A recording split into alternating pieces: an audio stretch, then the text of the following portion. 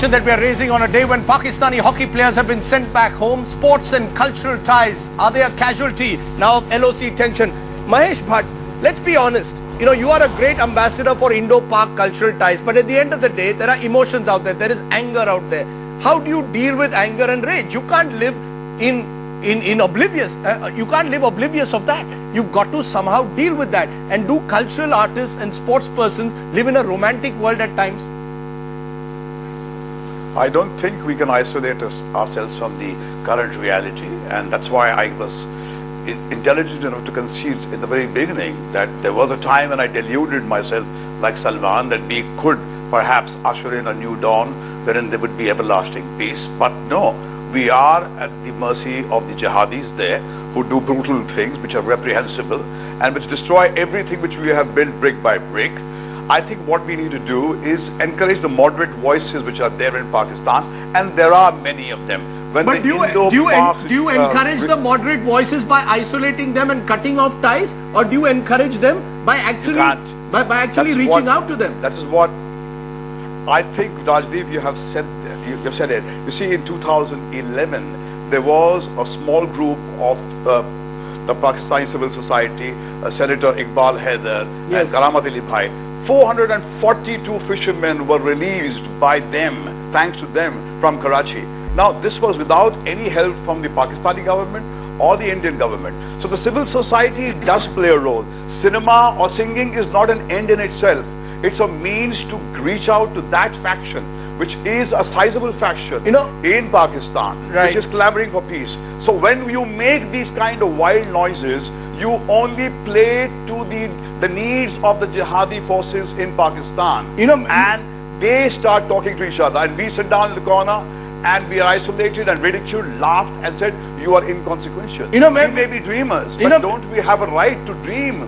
Don't you have a right to dream? Meenakshi Lekhi and Bharat Kumar Raut, both of you have to respond to this. That somewhere are we creating a situation where we will exist now only in a vacuum? The only people who will be strengthened with this hardline language in Pakistan is the army. They will say, I told you so, Meenakshi Lekhi, that I told you so, that Indians want no ties with us. Aren't you worried about that at all? Does that not concern you at all, that there will be a vacuum that is created which will be filled in by more extreme voices in Pakistan? Should we not encourage the Salman Ahmed kind of voices? Absolutely not. I think Salman Ahmed kind of voices are here to engage themselves in business, and it's all about business and profit making.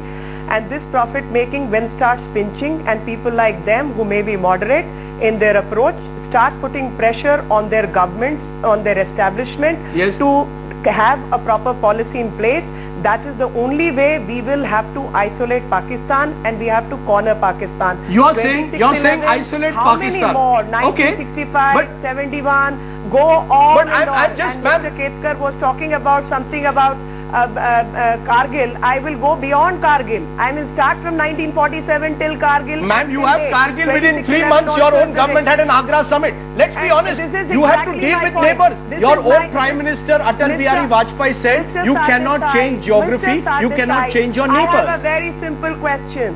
Mr. Sardesai, I have a very simple question. Yes. From 47 till date, India has lived in a romantic world. What have we achieved? If we had succeeded in isolating Pakistan in totality and completely, especially when UN Security Council passes a resolution, there are voices across all the nations that it's a terrorist nation, and they were going to label it terrorist nation. We should not have rescued them. We should have allowed them to simmer, and the civil society then would have come. You know, a nation which does not treat its minority the right way, they don't even have a right for burial.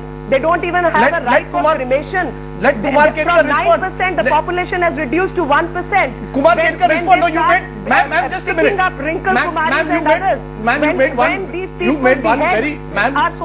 Ma'am, you made a good point there, which is often made by many, that the only way to deal with a country like Pakistan is to isolate them. There is one view that unless you isolate a country, you are not able to actually tell them the extent of your anger.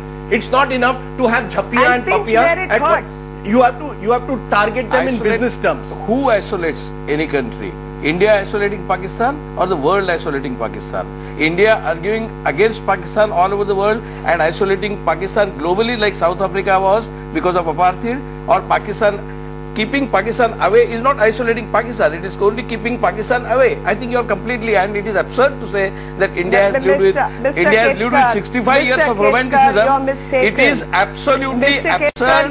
It is absurd to say that India has lived with romanticism. But what India is our policy, has had wars. India has had wars with Pakistan in 1965, 1971 and 1999, and to say that India has been romantic is absolutely absurd and a historical statement. Ma'am, just a minute. My problem, and maybe Bharat Kumar Raut, you can answer this. My problem is that one day we are ready to have sporting ties. In 2004, if you remember, we had a very successful cricket series when the BJP was in power. Only a few years before that, there was war and we had Operation Parakram. We seem to oscillate. One day we hate them, next day we embrace them. In power, the friendly ties were more intense. So what is the answer? When the BJP Prime Minister was there, the ties were becoming normal, and they used to take pride in that despite being hostile neighbor, we are improving ties was the slogan of the BJP. Meenakshi, just let Bharat Kumar Raut answer this because he is also going to leave us shortly. Bharat Kumar Raut, I am asking you this. How is this going to be? One day you are ready to embrace them. Next day we decide that they are our permanent enemies. This is the problem. One day we give visas to the same hockey players. Now we are saying these hockey players must leave our country. How can this go on like this? Rajdeep, yes. See, neither myself nor my party Shiva Sena nor any Indian says yes. that we should be enemies for permanently. No, yes. Nobody says. We are interested in having cordial relations. No, I am not saying friendly. Yes. I am not saying we go and keep embracing each other, but at least friendly relations, or at least coexisting relations with Pakistan. There is no question about that. Therefore, we have also welcomed Pakistan before, but now look at the background of this. Just 4 days ago, there is beheading of Indian soldiers, brutally murdered, going against any rules of warfare. And after I that, ask you again, by sending back the Pakistani hockey players, are we going to get the head back of Lance Naik Hemraj? My simple question: what are you achieving? It's not. No. It's not a question whether we want the heads back. Yes. As Meenakshi just now said, we want the heads back. But that is a different issue. But for that, yes. not protesting, yes. and just welcoming and cheering and the Pakistani artists and players, that only shows that we are ready to be soft target. You are ready? We are not. Aslam Sher Khan, the sportsman must pay a price, surely. We will not allow. Aslam Sher Khan, not allow this. Okay, Aslam Sher Khan, should a sportsman not pay a price? हाँ राजदीप, मैं यही कहना चाहता हूँ जी कि हमारा हिंदुस्तान को हो क्या गया है, सबसे सॉफ्टवेयर वीकेस्ट लिंक पे हम अटैक करते हैं. स्पोर्ट्समैन यहाँ आते हैं या स्पोर्ट्समैन वहाँ जाएं, या है ना कल्चरल लेवल पर लोग यहाँ आए हो जाएं, पीपल्स टू पीपल लोग आए हो जाएं, जो हमारा सबसे स्ट्रॉन्ग पॉइंट है, हम उसी को सबसे ज्यादा कमजोर पॉइंट मान के जो वीकेस्ट मतलब. तो आप कह रहे हैं कि जो वीकेस्ट टारगेट को हमने टारगेट किया है. हाँ टारगेट किया. बिल्कुल. मतलब ये कौन सी बहादुरी हो गई, ये कौन सी बहादुरी, कौन सा देशभक्ति हो गई. जितेंद्र अवार्ड और Jitendra Awhad, what is the Deshbhakti in sending back the Pakistani hockey players? Have we really shown, if we are really a tough nation, we should take them on the border, not take them through a hockey player? Indians are too big at heart. We are not Pakistanis. We don't believe in jihadi activities. Right. We have always welcomed Pakistani players, and we have always been with it. We time and again as common, forget about the politics part of it. Yes. A common man of India thinks that the turmoil in Pakistan should be sidelined, the jihadis should be normalized, and the civil society, if can get strain out of this cultural activities, friendly relation out of sports, should be supported. Okay. Now at this juncture I am talking. Yes. There is a little bit of confusion at the way So 1 month from now we'll bring them back. The same Pakistani will be brought one month from now. What is going on? Then we should say we will never have any relations. We will have relations, we should maintain relations, we should have friendly relations, but also a clear message should be sent across to Pakistan that please control your feelings, please behave in a humanitarian way. Right. Okay. There are certain limitations. Let me then give. And second thing, let me remind You cannot. We have no romantic relations ever existing between India and Pakistan. But Mr. Advani went to Jinnah's kabar. Let's not now go back the clock. You know, I just want to ask. Samjhota was started by BJP. No, hold on for a moment. That's not true. The Samjhota was started even before that. But I'm going to give a final word to you, Kumar Ketkar. You know, there's a lot of madness in the air. There's a lot of madness and a lot of shrill voices on both sides. Predictable. There's anger in this country at the manner in which this beheading has taken place. But the question is, how do you find sanity in a mad atmosphere?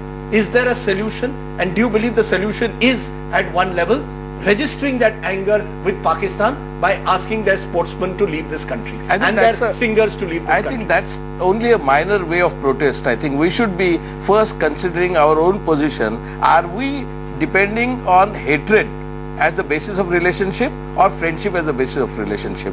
I think I can fully understand the anger of some people, not the whole people. As you must have noticed, Maharashtra has become more intolerant than any time before, than any other state. But apart from that, the point is not what Maharashtra has done. Yes. Point is, should we have a continuing relationship, sometimes with stops and jerks, but continuing relationship of friendship, and culture and sports are the means has been established by the world over. America and China have established, America and Soviet Union have established, the whole European Union was created within 10 years. Within 10 years of 2 world wars in which something like 8 crore people were killed and become homeless and injured. So while Europe comes together and European Union exchange jazz teams, the rock teams, the music teams, and the theatre and the Shakespeare teams, they all went despite 8 crore people going to war and concentration camps. I'm afraid I've completely run out of time, Meenakshi Lekhi. I know you wanted to respond. We'll have to leave that for another day. I think you've had your say and you've made your point very clearly, as have Kumar Ketkar and all my other guests. I appreciate all of you joining us on this topic today. Where do we stand? Editors take. Sports and cultural ties cannot function in a political vacuum. They will be affected by a country's external relations. It is natural that people will see double standards in a situation where artists and sportspersons are welcomed even as tensions escalate on the border. But knee-jerk and near hysterical responses cannot become a recipe for the future. The shrillness only serves to strengthen the hardliners on the other side of the fence. Games on the field are preferable to war games. Musical concerts are better than the sound of gunfire. Set red lines for Pakistan to observe, but don't become caught in competitive rage to the point where even the last hope for any normal relationship is extinguished. Let's take a break at this point. When we return, a fresh crisis within Pakistan after the Supreme Court orders the arrest of the Prime Minister Ashraf over graft charges. Is Pakistan now slipping into turmoil within? We'll be raising that when we return.